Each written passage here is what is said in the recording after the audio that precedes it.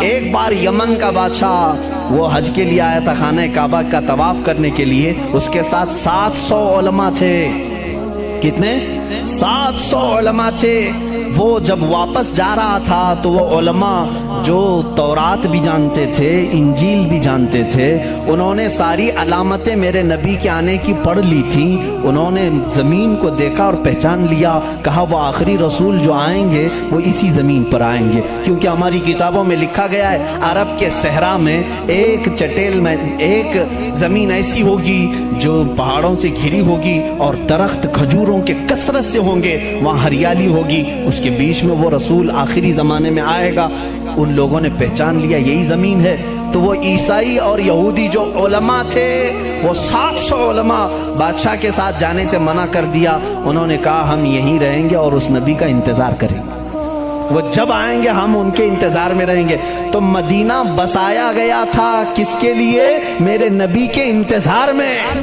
اس سے پہلے وہاں آبادی نہیں تھی، کوئی آبادی نہیں، اور بسایا ہی نہیں یہودیوں نے۔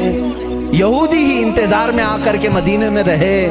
اور اتنا ہی نہیں، وہ بادشاہ نے ان کے لیے سب کے لیے گھر بنائے، ایک آبادی بنی، اور اپنا ایک لیٹر بھی دے کر کے گیا کہ اگر وہ نبی آ جائیں تو میرا یہ خط ان کو دے دینا کہ میں بھی ان پر ایمان لاتا ہوں۔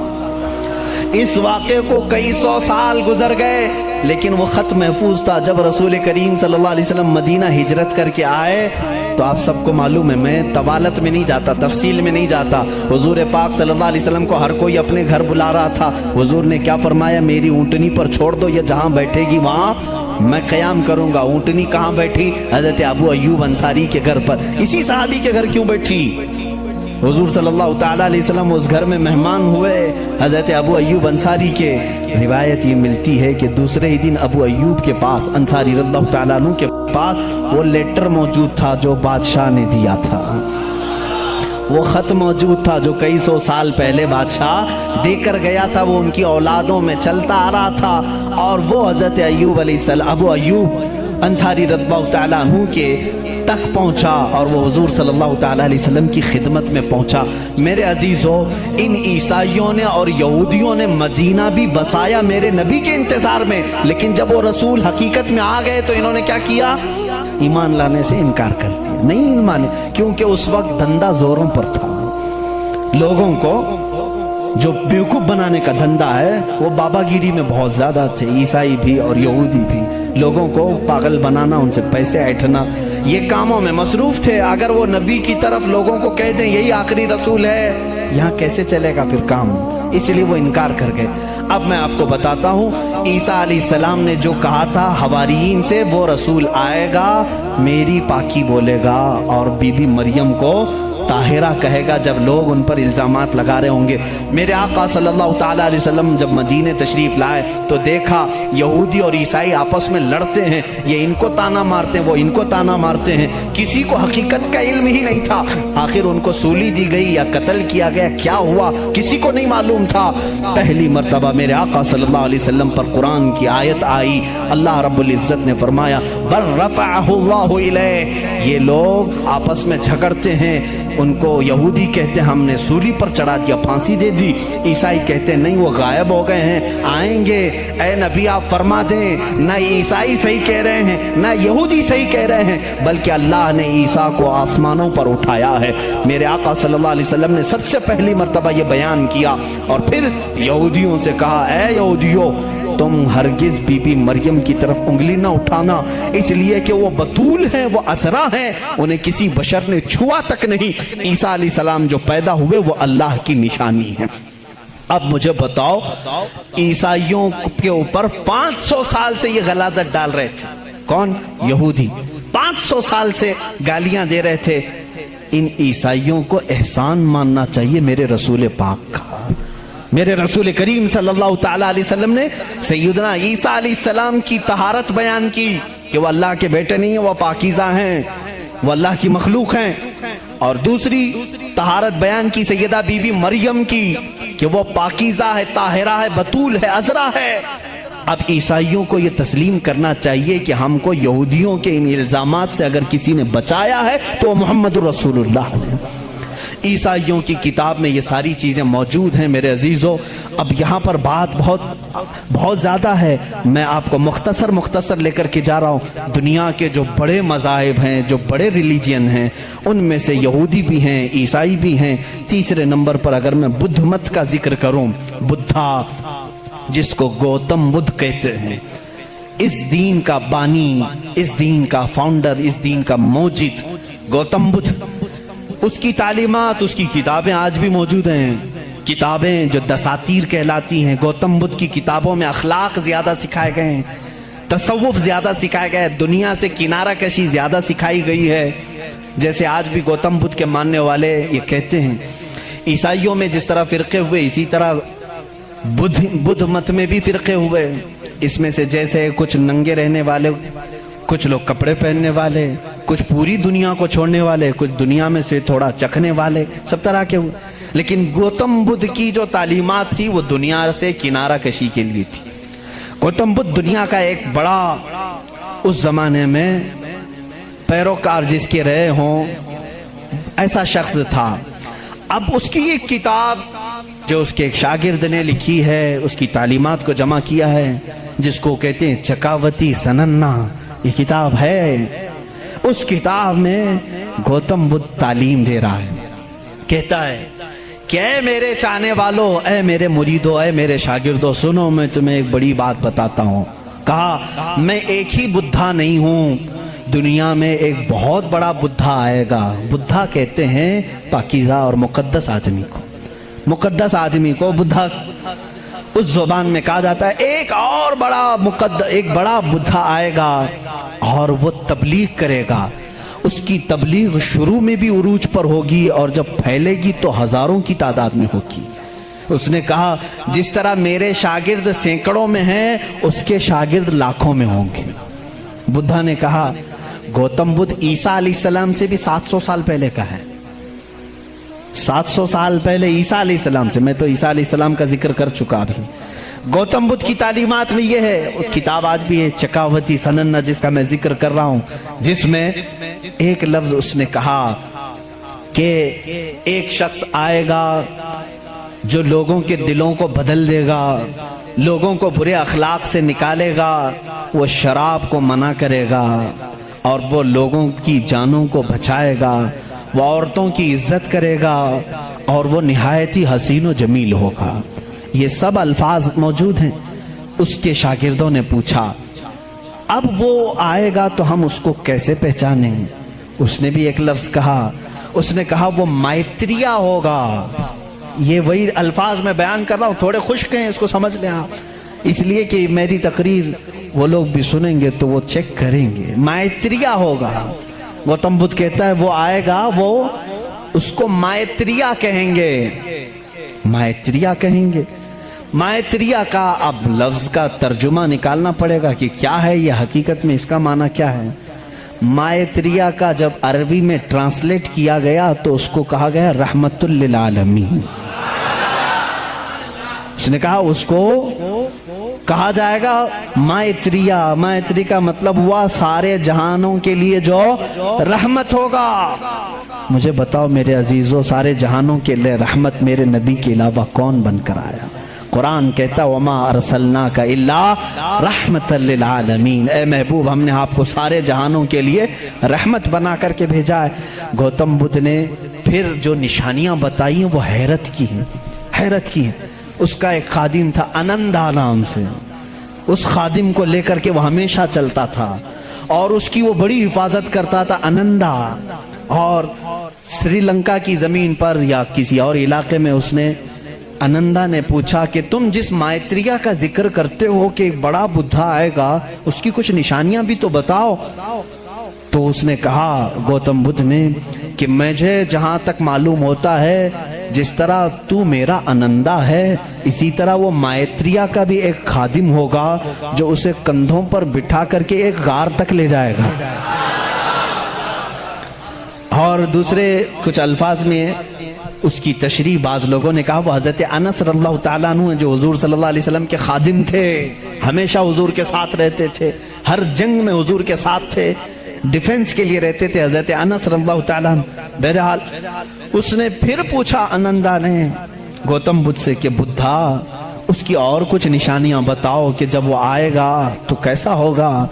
تو اس نے کہا کہ وہ پیدا ہوگا تو صبح ہو رہی ہوگی، وہ پیدا ہو رہا ہوگا صبح ہو رہی ہوگی، جس سہانی گھڑی چمکا طیبہ کا چاند۔ میرا نبی کس وقت دنیا میں آیا ہے؟ صبح صادق کے وقت ہے، جب صبح سورج ابھی طلوع نہیں ہوتا، جو نماز فجر کا وقت ہو رہا ہوتا ہے، اسی صبح صادق میں میرے آقا کی جلوہ گری ہوئی ہے۔ یہ ان کی کتابوں سے۔ میں پہلے اب یہاں پر ایک بات اس کو واضح کر دوں، اسپشٹ کر دوں اس چیز کو ان کی زبان میں، کہ ہمیں ہماری نبی کو پہچاننے کے لیے کسی دوسرے دین کی ضرورت نہیں۔ میں اپنے نبی کو رحمت للعالمین تسلیم کرتا ہوں، میرا قرآن کہہ رہا ہے بس مجھے کافی ہے۔ میں تو تم سے کہہ رہا ہوں، ان لوگوں سے جس کو تم مقدس مانتے ہو، چلو ہم انہی کو اٹھا کر تمہیں بتائیں۔ ظاہر سی بات ہے، الفضل لما شہید بہ الاعداء، عربی میں کہا جاتا ہے فضیلت تو اس کی ہے جس کی دشمن بھی گواہی دیتے ہیں۔ اب بدھا یہ کہتا ہے، گوتم بدھ یہ کہتا ہے کہ وہ بدھا آئے گا تو وقت صبح کا ہو رہا ہوگا۔ پھر کہا اس نے کہ اس کی ایک اور علامت میں تمہیں بتاؤں کہ اس کو بہت بڑی بصیرت ملے گی، بہت بڑی بصیرت، نالج اس کے پاس بہت بڑا آئے گا، اتنا بڑا آئے گا کہ وہ اس نالج سے پوری دنیا کو دیکھے گا، اتنا نالج اس کے پاس۔ میں اس کو بصیرت کو نالج کہہ رہا ہوں، اتنی فہم، اتنی ادراک اس کو ملے گی۔ یہ گوتم بدھ کہہ رہا ہے اپنے خادم سے، آنندا سے، کہ اتنی نالج اس کو ملے گی کہ اس سے وہ پوری دنیا کو دیکھے گا اور اسی سے وہ پوری دنیا کے نظام کو چلانے کی بات کرے گا۔ لیکن اس کی علامت یہ کہ یہ ہوگی کہ وہ جو نالج، وہ جو بصیرت اس کو ملے گی اس بدھا کو، وہ رات کے وقت ملے گی۔ وہ کب ملے گی؟ رات کے وقت ملے گی۔ میں یہ کہتا ہوں جس بصیرت کا وہ ذکر کر رہا تھا میرے مصطفیٰ کے لیے، وہ قرآن پاک ہے، اور وہ نازل ہوا ہے۔ قرآن خود کہتا ہے انا انزلناہ فی لیلۃ القدر، ہم نے قرآن کو نازل کیا ہے۔ کب نازل کیا ہے؟ لیلۃ القدر میں، رات کے وقت نازل کیا ہے۔ گوتم بدھ کہہ رہا ہے اسے ایک بصیرت ملے گی، بہت بڑی نالج ملے گی، اور وہ رات کے وقت ملے گی، اور وہ رات بہت چمکدار ہوگی۔ وہی تو ہمارا قرآن کہہ رہا ہے لیلۃ القدر خیر من الف شہر، اس رات کو تم کیا جانو، وہ ایک رات 1000 مہینوں سے بہتر ہے۔ رات کے وقت بصیرت ملی۔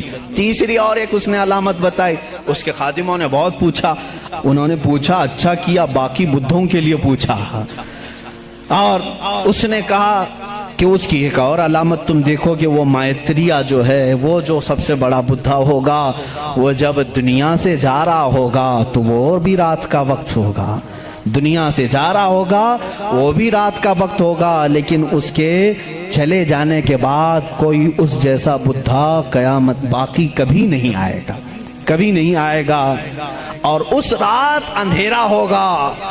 یہ سب اس نے، یہ چکاوتی سننا جو کتاب میں بتا رہا ہوں اس میں، اور کچھ دساتیر ہیں اس میں یہ باتیں بیان کی گئیں۔ اب میں آپ کو بتاؤں وفات رسول کے متعلق، میرے آقا صلی اللہ تعالی علیہ وسلم جس وقت دنیا سے رخصت ہو رہے تھے، ماں عائشہ صدیقہ رضی اللہ تعالیٰ عنہا اس کی گواہ ہیں، وہ پیر کا دن تھا، شام ہو چکی تھی، رات کا وقت تھا، بعض روایات میں ہے۔ رسول کریم صلی اللہ تعالی علیہ وسلم اس وقت نزع کی عالم میں تھے، حضرت عائشہ صدیقہ کے زانوں پر سر رکھ کر آرام فرما تھے، اور اچانک دروازے پر دستک ہوئی، اور حضور اکرم صلی اللہ علیہ وسلم نے فرمایا اجازت ہے اندر آ جاؤ۔ حضرت عائشہ نے کہا کون ہے جو اندر آ رہا ہے، اس حالت میں آپ کی تکلیف ہے ابھی؟ رسول کریم صلی اللہ علیہ وسلم نے فرمایا عائشہ یہ وہ آیا ہے جو کسی کے پاس جانے کے لیے کبھی اجازت نہیں مانگتا، وہ ملک الموت، صرف میرے پاس آنے کے لیے وہ اجازت مانگ رہا ہے، اور آج کے بعد پھر کسی کے پاس جانے کے لیے اجازت نہیں مانگے گا۔ میں نے اجازت دے دی، ملک الموت آئے، رسول کریم صلی اللہ تعالی علیہ وسلم کی روح پاک کو نکالا، رب اعلیٰ کے پاس لے گئے۔ یہ حضور کی وفات کے آخری اوقات، وہ بڑے غمگین ہیں، میں پھر جذبات میں ڈوب جاؤں گا۔ حضور اکرم صلی اللہ تعالی علیہ وسلم جب وفات پائے، حضرت عائشہ صدیقہ رضی اللہ تعالیٰ عنہا کو خبر ہی نہیں تھی اس چیز کی، وہ باتیں کرتے ہوئے مصروف تھی۔ حضور اکرم صلی اللہ تعالی علیہ وسلم کے ساتھ باتیں کرنے میں وہ مصروف تھیں، اچانک صدیق اکبر رضی اللہ تعالیٰ عنہ حجرے میں داخل ہوئے۔ اندھیرا تھا۔ حضور اکرم صلی اللہ علیہ وسلم کے جسم اقدس کے پاس جیسی آئے، حضرت صدیق اکبر نے محسوس کر لیا کہ اللہ کے آخری رسول اب دنیا سے پردہ فرما چکے۔ آپ اپنے آنسوؤں کو ضبط نہ کر سکے، آپ نے انا للہ پڑھا اور سیدھے میرے آقا کے ماتھے کو بوسہ دیا، اور اس کے بعد روتی ہوئی آنکھوں سے صدیق اکبر نے کہا واللہ لن یجمع الموتین، اللہ کی قسم اب اللہ تعالیٰ دوسری موت کبھی آپ پر نہیں لائے گا۔ ایک موت آنی تھی وہ آ گئی، اے رسول اب دوسری موت کبھی نہیں آئے گی۔ حضرت عائشہ نے یہ سن کر کے فوراً استعجاب کا اظہار کیا۔ وہ کہتی ہیں اس وقت تک انہیں احساس نہیں ہوتا کہ یہ آقا رسول کریم صلی اللہ تعالیٰ علیہ وسلم دنیا سے پردہ کر چکے ہیں۔ حضرت عائشہ کو انہوں نے اٹھایا، میرے آقا صلی اللہ تعالیٰ علیہ وسلم کے جسم ناز کو جب انہوں نے سلایا، جانتے ہو یہ وہ رات تھی۔ حضرت عائشہ کہتی ہیں میرے حجرے میں حضور کا یہ آخری دن تھا، لیکن سوئے اتفاق کہ اس رات میرے گھر میں چراغ جلانے کے لیے تیل بھی نہیں تھا۔ یہ روایت مشہور ہے۔ جس رات رسول کریم صلی اللہ علیہ وسلم کی وفات ہوئی وہ اندھیری رات تھی، اور اندھیرا کیوں نہ ہو جب سورج غروب ہو جائے، جب آفتاب غروب ہو جائے تو اندھیرا کیسے نہ ہو۔ لیکن میرے عزیزوں اس بات کو میں یہاں بتانا چاہتا ہوں، بدھزم میں یہ بات بتائی گئی۔ گوتم بدھ نے یہ خود کہا کہ وہ مائتریا آئے گا تو روشن ہوگا، جب وہ جا رہا ہوگا تو نہایت ہی اندھیرا ہوگا، روشنی نہیں ہوگی، لیکن اس کا چہرہ چمک رہا ہوگا۔ عزیزان گرامی مجھے بتاؤ جتنی علامتیں اس نے بتائی ہیں یہ میرے نبی کے علاوہ کس کی ذات میں پائی جاتی ہیں؟ اور بھی دیگر مذاہب ہیں دنیا کے، وقت نکل گیا۔ زردشتی مذہب جو مجوسی ہیں ان کی بھی کتاب ہے زندہ وسطہ نام سے، یہ فارسی کے لوگ تھے، ایرانی الاصل تھے، آگ کی پوجا کرتے تھے، ان کی کتاب میں بھی لکھا ہے، پارسیوں کی کتاب میں لکھا گیا ہے کہ ایک نبی آئے گا جو عرب میں پیدا ہوگا، وہ آگ کو بجھا دے گا اور کعبے کی طرف سارے لوگوں کے منہ کو موڑ دے گا۔ اس نے کہا اس وقت تک لوگوں کا قبلہ کعبہ نہیں تھا، بیت المقدس کی طرف منہ کر کے پڑھتے تھے۔ زندہ وسطہ کتاب یہ پارسیوں کی کتاب ہے جس میں یہ زردشتی مذہب کو مانتے ہیں، وہ اس میں بشارت دی گئی ہے ایک نبی آئے گا، عرب میں پیدا ہوگا، آگ کو بجھا دے گا اور سارے لوگوں کا منہ کعبے کی طرف پھیر دے گا۔ مجھے بتاؤ کعبے کی طرف کسی اور نبی نے نہیں پھیرا، بلکہ مصطفیٰ کریم صلی اللہ تعالیٰ علیہ وسلم جب مدینہ طیبہ تشریف لائے اس وقت بھی لوگوں کا قبلہ بیت المقدس تھا، بیت المقدس قبلہ تھا۔ حضور صلی اللہ علیہ وسلم 17 مہینے تک بیت المقدس کی طرف منہ کر کے نماز پڑھاتے رہے۔ مدینہ طیبہ میں ایک علاقہ ہے آج بھی وہاں جہاں آج مسجد قبلتین بنی ہوئی ہے، وہاں میرے آقا صلی اللہ علیہ وسلم ظہر کی نماز پڑھا رہے تھے، 2 رکعت ہو چکی تھی۔ بیت المقدس اس طرف ہے، خانہ کعبہ اس طرف ہے، دونوں اپوزٹ سائیڈ میں ہے۔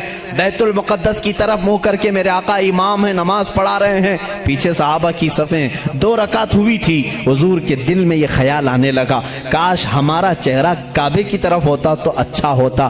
بیت المقدس بھی افضل ہے، لیکن کعبہ وہ ہے جہاں میرے آقا کی ولادت ہوئی ہے۔ میرے آقا کا آبائی وطن، حضور کعبے سے نہایت محبت کرتے تھے۔ اگر ہمارا قبلہ، ہمارے چہرے کا رخ اس طرف ہوتا تو زیادہ اچھا ہوتا۔ یہ دل میں خیال کر کے میرے آقا آسمان کی طرف یوں دیکھ رہے تھے، کب؟ نماز کی حالت میں۔ 2 رکعت ہو چکی ہے، دوسرے پارے کا پہلا صفحہ ہے۔ رب تعالیٰ نے اسی وقت جبرائیل کو آیت دے کر بھیجا، فَلَنُوَلِّيَنَّكَ قِبْلَةً تَرْضَاهَا۔ آیت کہتے ہیں قَدْ نَرَا تَقَلُّبَ وَجْهِكَ فِي السَّمَاءِ، اے محبوب ہم آپ کا آسمان کی طرف چہرہ اٹھانا دیکھ رہے ہیں، ہم انقریب آپ کے چہرے کو اسی طرف پھیریں گے جہاں آپ کی خوشی ہے۔ اتنی آیت ہی نہیں آئی، اتنی آیت نہیں آئی، اس کے فوراً بعد اسی آیت میں جبرائیل امین یہ آیت لے کر کے آئے، فَوَلِّ وَجْهَكَ شَطْرَ الْمَسْجِدِ الْحَرَامِ۔ اے نبی دیر کس بات کی، اثر میں نہیں، ابھی آپ اپنا چہرہ کعبے کی طرف فرمائیں۔ खाना काबा की तरफ सारे लोगों का किबला बदल गया। देखो उस रसूल की 2 रकात बैतुल मुक़द्दस की तरफ हुई, आप फिर गए, सहाबा फिर पीछे हुजूर के आ गए। बल्कि एक रिवायत में हुजूर सल्लल्लाहु अलैहि वसल्लम चल करके आगे आए, आप इमाम थे और सहाबा फिर सफ़ें इसी तरह से। वो नमाज न टूटी न छूटी न फूटी, हालांकि उस नमाज में रद्दो बदल हुआ, 2 रकात उस तरफ फिर करके 2 रकात इस तरफ फिर करके। हम अगर फिरेंगे तो नमाज टूट जाएगी, वो सहाबा की नमाज टूटी नहीं, इसलिए कि इसमें दर्स है। नमाज तो असल वही है जो फरमाने मुस्तफा के ताबे हो, रसूल जिस तरफ रुख करे। और सहाबा का ये मजहब भी था। कुछ सहाबा बयान कर रहे हैं, बुखारी शरीफ की हदीस है, मुस्लिम में हदीस है। एक सहाबी से पूछा गया, हुजूर अकरम सल्लल्लाहु तआला अलैहि वसल्लम ज़ोहर और असर की नमाज में कुछ पढ़ते थे कि नहीं पढ़ते थे? सिर्री नमाज है ना, क़िरात तो नहीं होती थी, लेकिन हुजूर इमाम होते, वो खुद भी खामोश खड़े होते या पढ़ते थे? ये बड़ा अजीब सवाल है ना। अब ज़ोहर की नमाज में हुजूर कुछ पढ़ते भी थे कि नहीं पढ़ते थे? सब इमाम खामोश रहते हैं, लेकिन आपने कभी पूछा इमाम साहब आप खामोश तो हैं, सीधे मुंह बंद करके खड़े रहते हैं या कुछ आप हल्के हल्के में पढ़ते हैं? सहाबा से किसी ने पूछा, कुछ सहाबा ने कहा नहीं हुजूर पढ़ते हैं। सुनाई तो किसी को नहीं देता था। उस सहाबी से पूछा गया, कैसे मालूम हुजूर नमाज में पढ़ते हैं? कहते हैं हुजूर अकरम सल्लल्लाहु अलैहि वसल्लम की दाढ़ी हिलती हुई हम नमाज में देखते थे। हुजूर पाक की दाढ़ी हिलती थी, इसकी अलामत है कि हुजूर कुछ तिलावत करते थे। अब उस सहाबी से पूछो, आपका चेहरा किस तरफ होता था? आपका चेहरा किस तरफ होता था? नमाज तो किबले की तरफ मुंह करके पढ़ी जाती है, आप हुजूर का चेहरा देख रहे थे, दाढ़ी हिलती हुई देख रहे थे। वो सहाबी की जुबान से भी वही उनकी रूह पुकारेगी जो आला हजरत ने कहा है, हाजियो आओ शहंशाह का रोजा देखो, काबा तो देख चुके, काबे का काबा देखो। गौर से सुन तो रजा, काबे से आती है सदा, मेरी आंखों से मेरे प्यारे का रोजा देखो। काबे का वो काबा है, सहाबा इकराम देखते थे। तो मैं यहाँ पर बात ये कर रहा था, ज़रदश्ती मजहब में, पारसियों के मजहब में जो किताब उनकी मुक़द्दस है, जिसको ज़ंदावस्ता कहते हैं, उसमें ये बशारत उन्होंने दी है, एक नबी आएगा, एक शख्स आएगा, अरब में पैदा होगा, आग को बुझा देगा और सारे लोगों का मुंह फेर करके कहाँ करेगा? काबे की तरफ कर देगा। उन्होंने जो कहा था वो सही कहा था। वो रसूल मुहतशम सल्लल्लाहु अलैहि वसल्लम तशरीफ लाए, और जिस वक्त मेरे आका तशरीफ लाए थे, ईरान में 1000 साल से आग जल रही थी, अचानक बुझ गई। आग बुझ गई। सारे काहिन उस दिन परेशान थे, इस आग को कभी हमने बुझने नहीं दिया था, आज कैसे बुझ गई?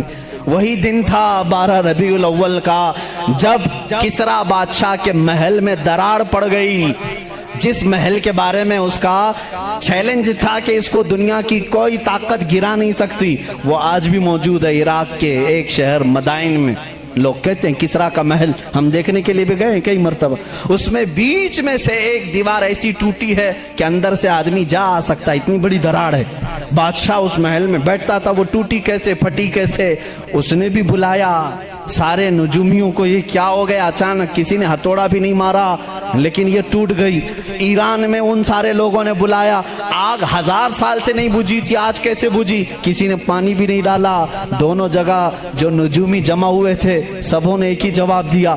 ईरानियों को, पारसियों को ये कहा, आग कोई पानी डाल करके नहीं बुझाया, कोई तो ऐसा पैदा हुआ है जो अब आग के लिए खतरा होगा, आग उसके लिए ठंडी हो जाएगी, और वो आग के पुजारियों के लिए एक बड़ा मसीहा बन करके, उनके लिए दीन का एक मुबल्लिग बन करके आएगा, उनको आग की इबादत से निकालेगा और वो किसी खुदा की इबादत के लिए ले जाएगा।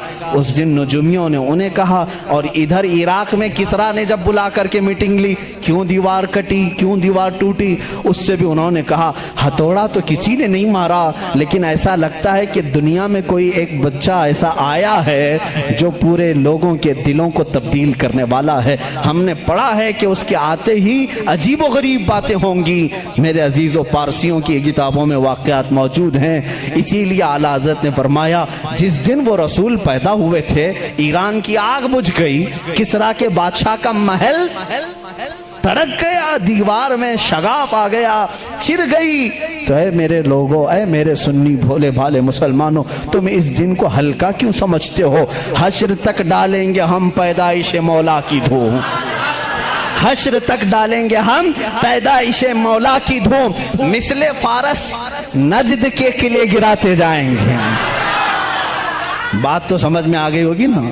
अक्सर शेर खुद न थे राह पर औरों के आदी बन गए, क्या नजर थी जिसने मुर्दों को मसीहा कर दिया, मुर्दों को मसीहा कर दिया।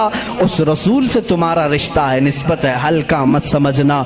अब मैं समझता हूँ जिस नौजवान के अंदर ये फीलिंग आती है, पता नहीं दुनिया मुझे क्या कहेगी, मैं दाढ़ी रखूंगा, मैं टोपी पहनूंगा तो क्या समझेगी, ऐसा ना समझो।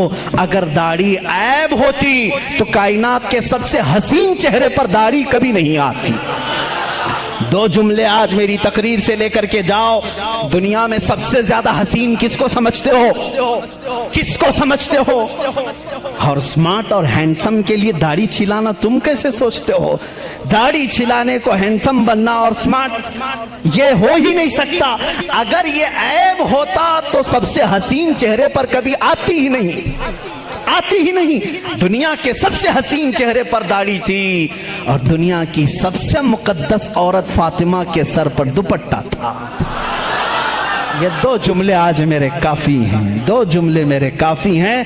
अगर सबसे ज्यादा इज्जत वाली होने के लिए कोई औरत दुपट्टा खींच करके नंगे बाल घूमती है तो बेवकूफ है, इसलिए कि कायनात की सबसे मोहतरम खातून जिसके लिए कयामत में भी ऐलान होगा, ऐ लोगों अपनी आंखें नीची करो, फातिमा बिन्ते मोहम्मद जन्नत की तरफ जा रही है।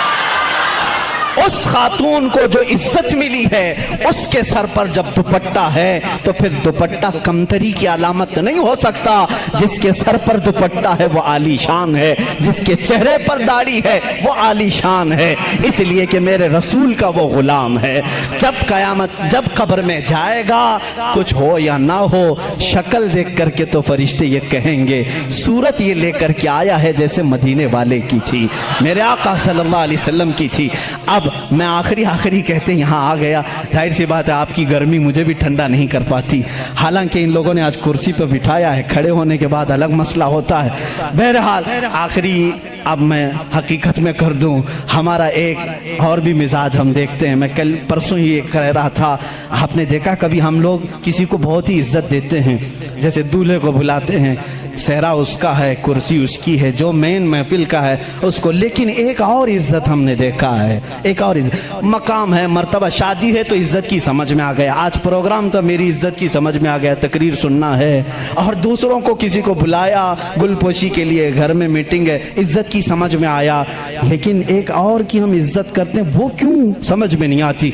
मर गया, मर गया, जान चली गई, लेकिन सारे मुसलमान इज्जत करने लग जाते हैं। अपने हाथों से नहलाया, बहुत गर्म पानी ना नहलाना, हल्का, बहुत ठंडा भी नहीं, मीडियम, अच्छा कपड़ा जो ईदों में पहनता था, ये मेरे मुस्तफा की तालीमात है, वो पहनाओ, निहायत सफेद हो, कोई दाग ना हो, इत्र लगाओ, बदबू ना आने पाए, सुरमा लगाओ, खूबसूरत लगे, उसे काफूर में रखो ताकि कोई उसके अंदर बू भी ना आ सके, और खींच करके नहीं ले जाना, उठा कर ले जाना, कंधों पर उठा कर ले जाना, और फिर सुन्नी हो तो फूल डाल करके ले जाना, फूल डाल करके ले जाना, और आराम से धक्के ना देना। और फिर यहाँ तक कहा गया जनाजे के आगे मत चलना, उसे सबसे आगे रखना।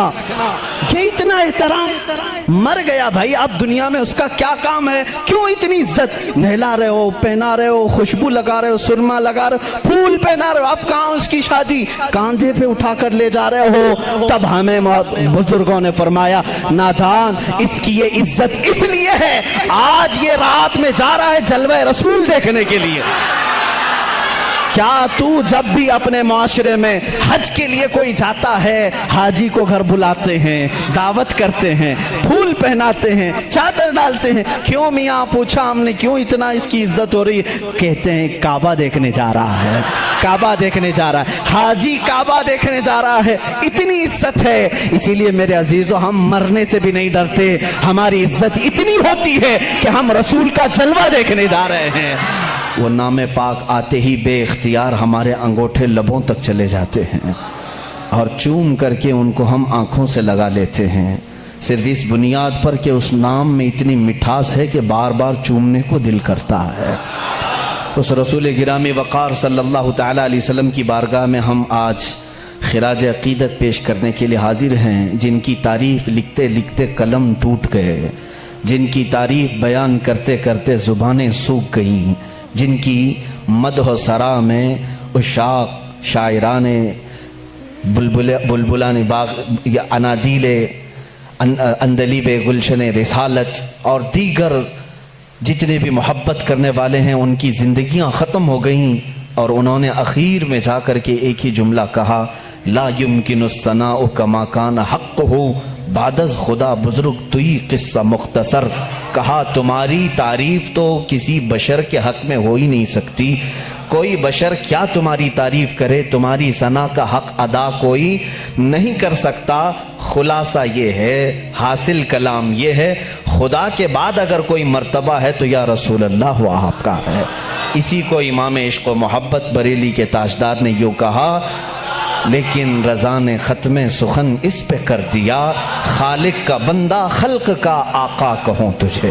وہ خالق کا بندہ ہے اور خلق کا آقا ہے، ایک ہی فیصلہ کیا ہے، خالق کا بندہ ہے اور خلق کا آقا ہے۔ یہی قرآن کہہ رہا ہے، قل یا ایھا الناس انی رسول اللہ الیکم جمیعا، اے محبوب آپ فرما دیں تمام انسانوں سے۔ یہاں دیکھیں، توجہ کریں، قرآن میں یہ نہیں آیا یا ایھا الذین آمنوا، اے محبوب آپ کہہ دیں اے ایمان والو، نہیں، رب تعالیٰ فرماتا ہے اے رسول آپ فرما دیں، کس سے؟ اے انسانوں، جس کے اندر بھی انسانیت ہوگی اس کو رسول بلا رہے ہیں، کیا کہہ کر کے؟ اے انسانوں انی رسول اللہ علیکم، میں تم سب کی طرف رسول بن کر کے آیا ہوں۔ اس میں ہندو بھی ہیں، سکھ بھی ہیں، عیسائی بھی ہیں، سارے مذاہب کے لوگ ہیں۔ اگر انسان ہیں تو ان کو خطاب ہے میرے رسول کا، وہ سب کے رسول بن کر کے آئے۔ اسی کو عزیزان گرامی مداحان رسول نے یوں کہا ہے، لیکن رضا نے ختم سخن اس پہ کر دیا، خالق کا بندہ خلق کا آقا کہوں تجھے۔ اس لفظ پر توجہ رکھیں، وہ ہے خالق کا بندہ اور خلق کا آقا ہے۔ ایک جگہ پر اعلیٰ حضرت رضی اللہ تعالیٰ عنہ جا کر یوں ششدر رہ گئے، شش و پنج میں، یعنی اس کو ہم شش و پنج اس لیے میں کہہ رہا ہوں تفریح کے لیے آپ کے لیے، کہتے ہیں ایک اپنی نعت میں، ممکن میں یہ قدرت کہاں، واجب میں عبدیت کہاں، یعنی میں رسول کو خدا بھی نہیں کہہ سکتا اور عام بشر کہوں یہ بھی ان کے لیے مناسب نہیں، کیا کہوں؟ ممکن میں یہ قدرت کہاں، واجب میں یہ عبدیت کہاں، حیرت نے جھنجھلا کر کہا یہ بھی نہیں وہ بھی نہیں، اس کے بیچ میں ہے، عام بشر بھی نہیں ہے اور یہ خدا بھی نہیں ہے، ہاں وہی جس میں آپ نے کہا خالق کا بندہ خلق کا آقا کہوں۔ اس لفظ پر توجہ رکھیں، ہم اپنی بحث کو آج آگے بڑھاتے ہیں۔ عزیزان گرامی، رسول محمد عربی صلی اللہ تعالیٰ علیہ وسلم جن کے آنے کا زمانہ بہت آخر میں ہے، لیکن وہی اصل کائنات ہے، زمانہ ان کے بعثت کا اخیر میں ہے لیکن وہی اصل کائنات ہے۔ اب یہاں پر کچھ لوگوں کو مجھے سمجھا کر کے آگے بڑھنا ہوگا، جس کو اقبال نے کہا ہے وہی اول وہی آخر وہی یاسین وہی طٰہٰ وہی فرقان۔ ان کا ایک شعر ہے، طویل ہے، کہ قرآن میں جہاں یاسین آیا ہے، طٰہٰ آیا ہے یا فرقان آیا ہے، سب سے مراد یہ محمد عربی کی ذات سے، اور وہ اول بھی ہیں اور آخر بھی ہیں۔ ایسا کیسے ہو سکتا ہے؟ کوئی ایک شخص شروع میں بھی ہو اور آخر میں بھی، ایسا کیسے ہوتا ہے؟ محمد عربی صلی اللہ علیہ وسلم اول بھی ہے آخر بھی ہے، ایسا کیسے؟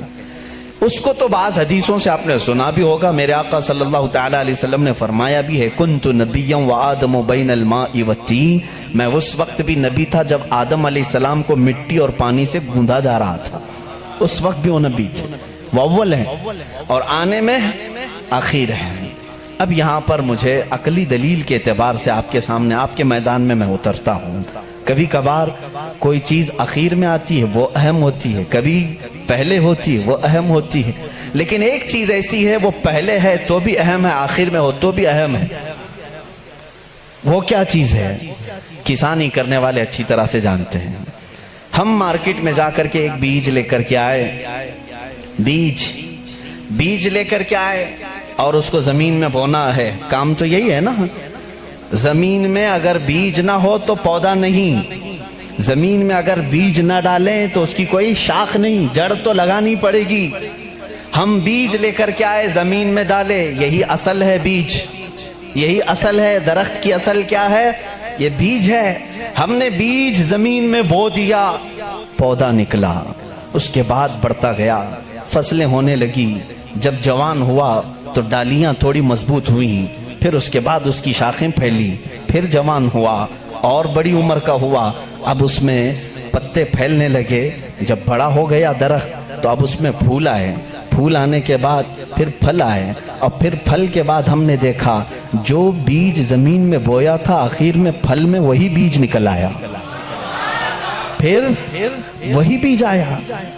پھلی کو آپ کسی پھلی کے دانے کو زمین میں بوتے ہیں, اس کو بونے کے بعد جب پودا نکلتا ہے پھر اس سے شاخیں ہوتی ہیں. اس کا مطلب یہ ہوا کہ بیج اصل ہے. پودے کو اگانے کے لیے پتے بھی اسی بیج سے ہیں, پھول بھی اسی بیج سے ہیں, اور اس کی شاخ کی ساری ہریالی اسی بیج سے ہے. لیکن یہ درخت اختتام کہاں پر ہوتا ہے؟ جب پھل دیتا ہے. پھل دینے کے بعد پھر آخر میں وہی بیج دیتا ہے جو تم نے زمین میں بویا تھا. اس کا مطلب یہ ہوا کہ بیج اول میں ہو تو بھی اہمیت کا حامل ہے, آخر میں آئے تو بھی اہمیت کا حامل ہے.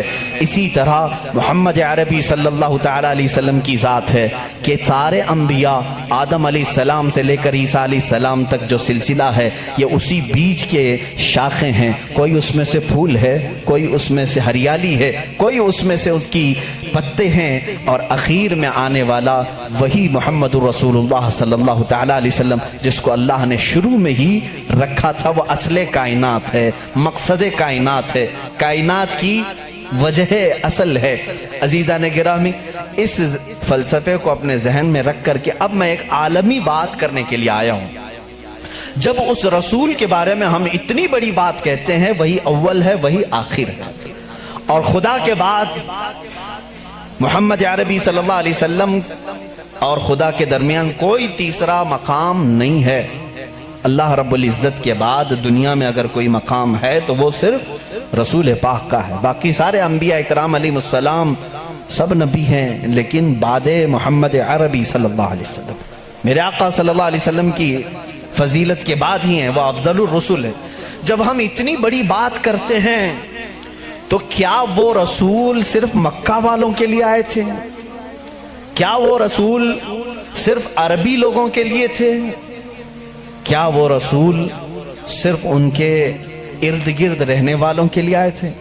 نہیں میرے عزیزوں, قرآن کہتا ہے وَمَا أَرْسَلْنَاكَ إِلَّا كَافَةً لِلنَّاسِ بَشِيرًا وَنَذِيرًا.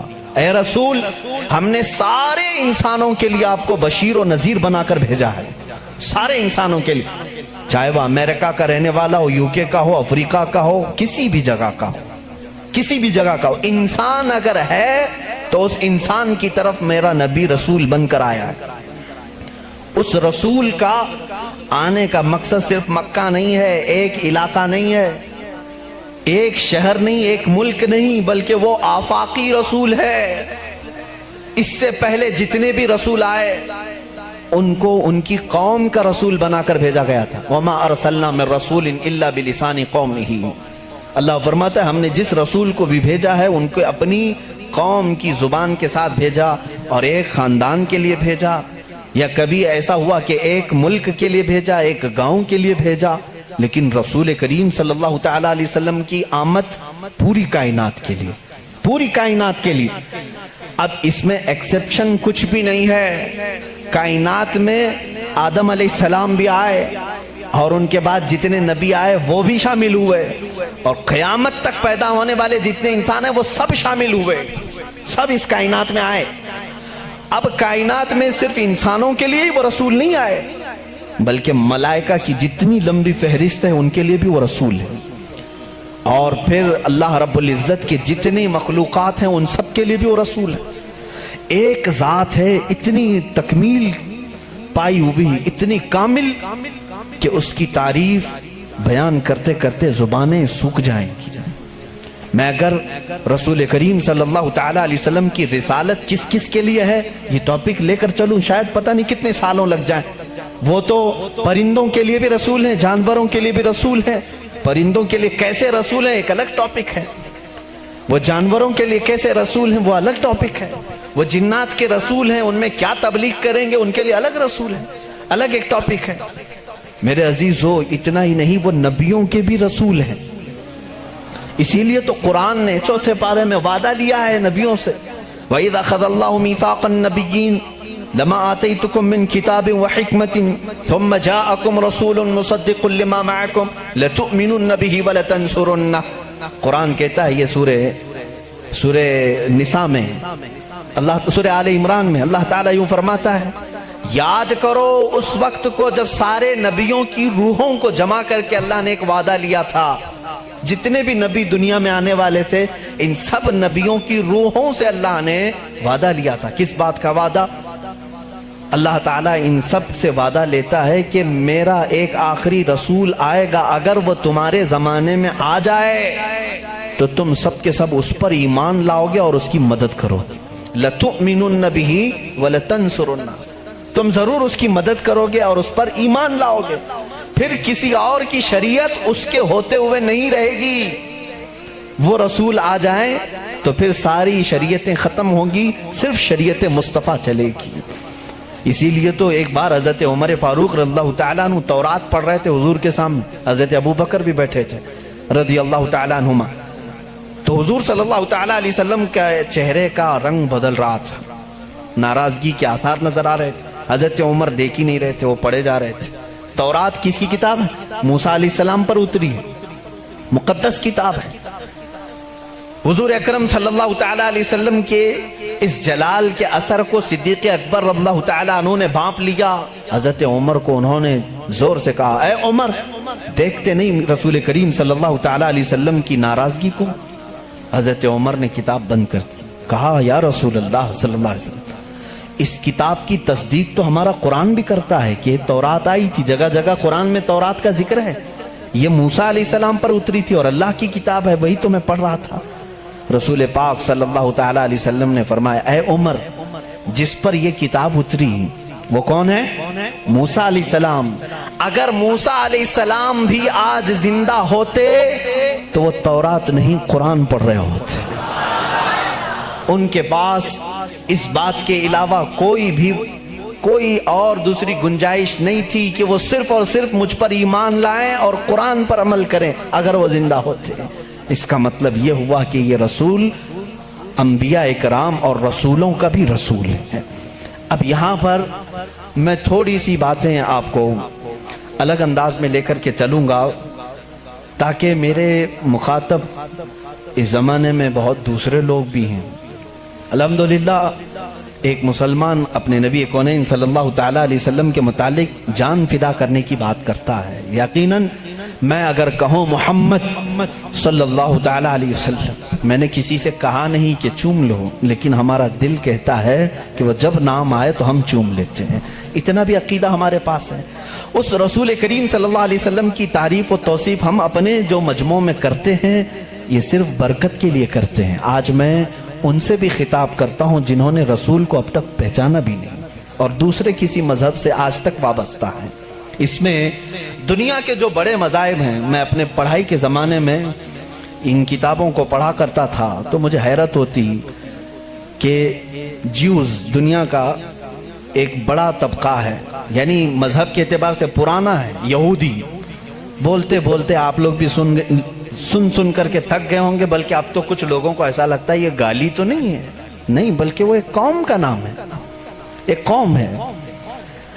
جیسے کسی کو یزیدی کہہ دینا گالی ہو جاتا ہے جبکہ وہ ایک شخص کا نام ہے۔ خیر، عیسائیت ایک قوم ہے جو حضرت عیسیٰ علیہ السلام پر ایمان لائی اور ان سے پہلے کے انبیاء اکرام پر ایمان لائی۔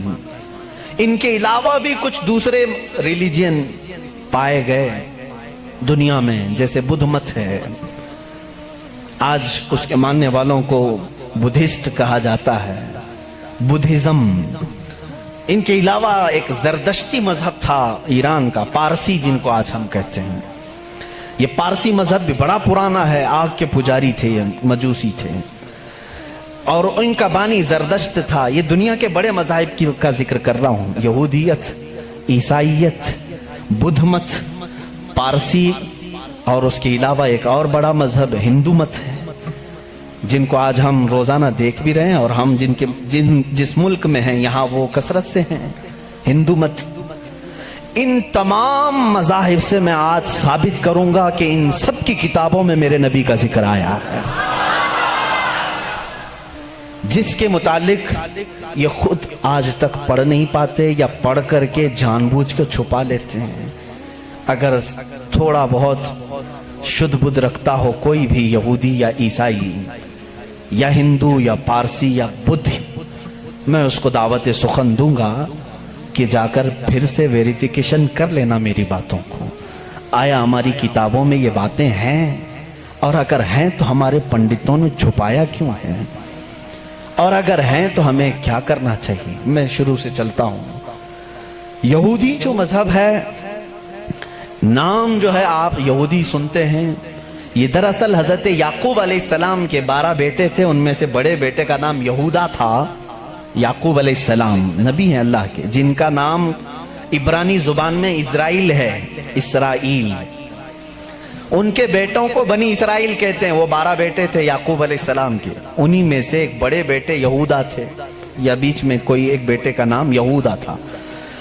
اسی نام سے جو بھی بنی اسرائیل ہوتا اسے یہودی کہا جانے لگا. یہودی ایک قوم کا نام ہو گیا. وہ اب اس کو انگلش میں جیوز کہتے ہیں. آج جیوز یہ دنیا کی شریر قوم ہے، بڑی شریر قوم. پہلے یہ لوگوں نے نبیوں کا قتل کیا ہے. ان کے بارے میں کیونکہ میں وہی باتیں کر رہا ہوں جو قرآن کہہ رہا ہے. اگر آپ کہیں گے بہت کٹر پنتھی ہو جائے گی تو پھر قرآن کو بھی بند کرنا پڑے گا. قرآن کہتا ہے یقتلون النبیین بغیر حق، یہ ناحق نبیوں کا قتل کرتے تھے. جب قرآن ان کی باتیں بیان کر رہا ہے تو میں کیوں نہ بیان کروں؟ یہ شریر قوم تھے، حق بات کو کبھی تسلیم نہیں کرتے تھے. بہرحال زکریہ علیہ السلام کے قاتل یہ ہیں، یحییٰ علیہ السلام کے قاتل یہ ہیں، اور عیسیٰ علیہ السلام کو سولی پر چڑھانے کے سارے بندوبست انہی نے کیا. یہ بات مجھ سے نہیں، عیسائیوں سے جا کے پوچھ لو، ان سے پوچھنا جیزس کو کون سولی پر چڑھایا تھا. جبکہ ہمارا عقیدہ ہے کہ عیسیٰ علیہ السلام کو سولی نہیں دی گئی. ہمارا عقیدہ قرآن سے ثابت ہے، اس پر میں بعد میں گفتگو کرتا ہوں. لیکن یہ یہودی قوم بڑی پرانی ہے، یعقوب علیہ السلام سے چل رہی ہے. ٹھیک ہے، کافی پرانی. یہ مانتے کس کتاب کو؟ کسی بھی دین کو، کسی بھی مذہب سے ہم کو اگر بات کرنا ہے تو اس کی جو مقدس کتاب ہے اسی سے بات کرنا. میں بھی انہی سے بات کروں گا، ہوائی فائرنگ نہیں. جو مقدس کتاب تمہارے نزدیک ہے اسی کی باتیں اگر میں رکھتا ہوں. یہاں محفل میں اتنا وقت نہیں ہوتا، تھوڑی تھوڑی جھلکیاں میں دے کر کے جاؤں گا تاکہ جو ریسرچ اسکالر ہیں وہ اس کو آگے بڑھائیں اور پھر اپنی تحقیق سے لوگوں کے سامنے یہ باتوں کو لائیں. یہودی قوم جس کتاب کو مقدس مانتی ہے وہ تورات ہے، جو موسیٰ علیہ السلام پر نازل ہوئی، اور زبور ہے جو حضرت داؤد علیہ السلام پر نازل ہوئی. ان کتابوں کے مجموعے کو آج انگلش میں اولڈ ٹیسٹمنٹ کہا جاتا ہے. یہ کتابیں مارکیٹ میں دستیاب ہیں، ان کو کیا کہتے ہیں؟ Old testament. تقریباً اس کتاب میں جو الگ الگ چھوٹی چھوٹی کتابوں کو ملایا گیا ہے 73 کتابوں کا مجموعہ ہے اولڈ ٹیسٹمنٹ. جیسے قرآن میں 30 پارے ہیں نا، پہلا پارہ، دوسرا پارہ، تیسرا پارہ، اس طرح سے اس میں پارے سمجھ لیں یا الگ الگ ٹاپکس. یہ کتنے ہیں؟ 73 ہیں. اس میں بھی ان کا بڑا اختلاف ہے، میں سارے اختلافات نہیں بتا سکتا آج، لیکن قرآن میں سب کا اتفاق ہے، چاہے وہ شیعہ ہو، دیوبندی ہو، وہابی ہو، اہل حدیث ہو، کوئی بھی ہو. جو عقیدہ ہم رکھتے ہیں اہل سنت و جماعت کہ قرآن کے 30 پارے ہیں، سب کا اس بات پر اتفاق ہے. لیکن اولڈ ٹیسٹمنٹ پر سب کا اتفاق نہیں. ان میں سے کچھ مذہب 73 مانتے ہیں، کچھ 66 مانتے ہیں، 66 مانتے ہیں، کچھ لوگ 27 مانتے ہیں. بہرحال اولڈ ٹیسٹمنٹ میں ایک باب ہے جس کو استثناء کہتے ہیں، ایک پارے کا نام ہے، ایک کتاب کا، ایک جز کا، جس کو ڈیوٹرونومی انگلش میں کہتے ہیں۔ اس میں ایک آیت آئی ہے۔ آیت ظاہر سی بات ہے اللہ کی ہے، آیت اللہ کی ہے اور موسیٰ علیہ السلام پر نازل ہو رہی ہے۔ اللہ تعالیٰ فرما رہا ہے، اے موسیٰ، میں تمہارے بعد تمہارے بھائیوں میں، بھائیوں سے مراد نبیوں میں، ایک ایسا نبی بھیجوں گا جو تمہاری ہی طرح سے ہوگا، تمہاری ہی طرح سے ہوگا، لیکن میں اس کے منہ میں اپنی زبان رکھ دوں گا۔ اور دوسری آیت آتی ہے کہ وہ فاران کی چوٹیوں سے چمکے گا۔ یہ فاران کیا ہے؟ یہ فاران کی چوٹیاں کہتے ہیں مکہ مکرمہ میں جو اب پہاڑ ہے، جبل کعبہ، جو خانہ کعبہ کے قریب، انہوں نے اس کو سب ختم کر دیا، آج وہاں پر بادشاہوں کے محلات بنے ہوئے ہیں۔ وہاں فاران کی چوٹیاں کہا جاتا تھا کہ وہ مکہ کا ایک پہاڑ ہے، اور مقدس کتاب اولڈ ٹیسٹمنٹ میں کہا جا رہا ہے کہ وہ چمکے گا کہاں سے؟ فاران کی چوٹیوں سے۔ اب میں اس کی طرف آتا ہوں۔ بیچارے عیسائی کہنے لگے کہ یہ جو بشارت آئی ہے موسیٰ علیہ السلام کو، اس سے مراد ہمارے نبی عیسیٰ علیہ السلام ہیں۔ یہ منہ میاں مٹھو بنتے ہیں۔ اس طور پر اللہ نے کیا فرمایا؟ اے موسیٰ، میں تمہاری ہی طرح ایک رسول بھیجوں گا۔ تمہاری ہی طرح سے مراد کیا ہے؟ عیسیٰ علیہ السلام موسیٰ علیہ السلام کی طرح بالکل نہیں تھے، کیونکہ موسیٰ علیہ السلام کی ماں بھی تھے، باپ بھی تھے۔ عیسیٰ علیہ السلام کی صرف ماں ہے اور باپ نہیں ہے۔ اگر ماں اور باپ والا کوئی رسول ہے تو وہ محمد عربی صلی اللہ علیہ وسلم، میرے آقا کی ماں بھی ہیں، باپ بھی ہیں۔ موسیٰ علیہ السلام کی طرح عیسیٰ علیہ السلام نہیں ہو سکتے۔ یہ میں کرسچن سے کہہ رہا ہوں، عیسائیوں سے کہہ رہا ہوں، جو یہ کہتے ہیں کہ موسیٰ کی بشارت میں ہمارے نبی کا ذکر آیا ہے۔ میں کہہ رہا ہوں نہیں، اس لیے کہ موسیٰ علیہ السلام کی شادی بھی ہوئی تھی، بچے بھی ہوئے تھے۔ عیسیٰ علیہ السلام کی شادی بھی نہیں ہوئی، بچے بھی نہیں ہوئے، وہ 33 سال کی عمر میں آسمانوں پر اٹھا لیے گئے۔ لیکن اگر موسیٰ علیہ السلام کی طرح شادی اور بچے والا کوئی رسول ہے، وہ محمد عربی صلی اللہ علیہ وسلم۔ شادی بھی کیا ہے آپ نے، بچے بھی فرمائے۔ اور دوسری آیت جو موسیٰ علیہ السلام سے یہ کہی گئی کہ وہ فاران کی چوٹیوں سے چمکے گا، میرے عزیزو، اس کا مصداق کوئی دوسرا نبی ہو ہی نہیں سکتا۔ میں آپ کو تاریخ بتاؤں، فاران کہاں ہے؟ مکہ میں ہے۔ آدم علیہ السلام سے لے کر حضور اکرم صلی اللہ تعالی علیہ وسلم تک 1,24,000 کم و بیش نبی آئے، لیکن ان میں سے ایک بھی نبی مکہ میں نہیں پیدا ہوئے سوائے محمد رسول اللہ کے۔ کوئی نبی مکہ میں نہیں پیدا ہوئے، صرف محمد عربی صلی اللہ علیہ وسلم۔ میرے آقا صلی اللہ علیہ وسلم 40 سال تک مکہ مکرمہ میں خاموش رہے، اپنے اخلاق و کردار کو اظہار کرتے ہوئے، لیکن 40 سال کی عمر کے بعد جب اللہ کی وحی آئی، قرآن کی آیتیں آئی، تو سب سے پہلے میرے آقا صلی اللہ علیہ وسلم نے پورے مکہ والوں کو ایک دعوت دے کر جمع کیا تھا۔ کہاں جمع کیا؟ یہی فاران کی چوٹیوں میں۔ یہ پہلا مجمع ہے، پہلا جلسہ ہے میرے آقا کا۔ اسی جلسے میں میرے آقا نے سب سے پہلی مرتبہ یہ اعلان کیا، اے مکہ والو، میں محمد اللہ کا آخری رسول ہوں۔ حضور اکرم صلی اللہ تعالی علیہ وسلم کا یہ فرمان عالی شان ہی، جس کو موسیٰ علیہ السلام کی تورات میں کہا گیا کہ وہ فاران کی چوٹیوں سے چمکے گا، الحمدللہ وہ رسول فاران کی چوٹیوں سے جو چمکا وہ آج تک چمک رہا ہے۔ چمک تجھ سے پاتے ہیں سب پانے والے، میرا دل بھی چمکا دے چمکانے والے، برستا نہیں دیکھ کر ابر رحمت، بدوں پر بھی برسا دے برسانے والے۔ یا رسول اللہ، میں مجرم ہوں آقا، مجھے ساتھ لے لو کہ رستے میں ہیں جا بجا تھانے والے، ہمارے تو روڈ پر ہی ہیں۔ بہرحال یا رسول اللہ، ہم کو اپنے ساتھ لے لیں، جا بجا ہیں تھانے والے تو سمجھتے ہوں گے، اعلیٰ حضرت نے شعر میں ذکر فرمایا۔ بہرحال ایک اولڈ ٹیسٹمنٹ کی ایک ہی بات میں نے کہی، جیوز سے یہ پوچھیں جا کر کے کہ یہ ذکر آیا ہے موسیٰ کے بعد ایک نبی آنے والے، وہ کون سے نبی ہیں؟ ان کی یہ صفت بیان کی گئی ہے ڈیوٹرونومی استثناء میں، اولڈ ٹیسٹمنٹ میں یہ ذکر آیا ہے، وہ کون ہے، وہ کون سا رسول ہے؟ آخر تم ہی بتا دو۔